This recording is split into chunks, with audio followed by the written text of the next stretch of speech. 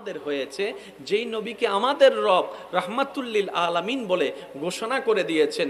এবার সৃষ্টি জগৎ রবের রহমত দেখতে চাচ্ছে, যদিও তা দেখা সম্ভবপর নয়। রহমত অনুভব করা হয়, রহমত ভিতর থেকে পিছন থেকে কাজ করে। কিন্তু সৃষ্টি জগতের আকাঙ্ক্ষা রব্বে করিম কিভাবে পূরণ করে দিলেন। ও আমার সৃষ্টি জগৎ, আমার রহমতের নাম শুনেছো, দেখার সৌভাগ্য হয় নাই। আসমান তুমি শুনেছো, দেখার সৌভাগ্য হয় নাই।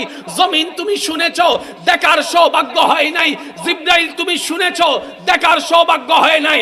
আজকে যদি তোমাদের আমার রহমতের একটা ঝলক দেখতে মন চায়, আমার নবী মুস্তাফার চেহারার দিকে তাকাও।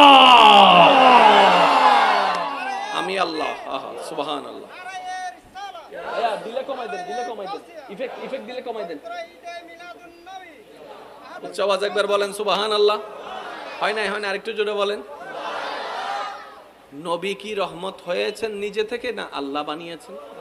আমি আপনাদের সবার মুখ থেকে একটু শুনতে চাই, নবী কি হয়েছেন না আল্লাহ বানিয়েছেন? আর আল্লাহর বানানোর মধ্যে, সিলেকশনের মধ্যে কোনো প্রকার বিন্দু পরিমাণ ভুল, কমতি, এই কয়েকটা জিনিস বুঝতে পারলে আমাদের অনেক কিছু অবুঝা বুঝা হয়ে যাবে। সুবহানাল্লাহ। এবার একটু আওয়াজ দিয়ে বলেন তো, ওই রহমতের নবীটা পাইছি কারা? আমরা ইয়ে নবী তোর একখান মজা আছে তো ভাই, এখানে মজা করি না হইবেন না।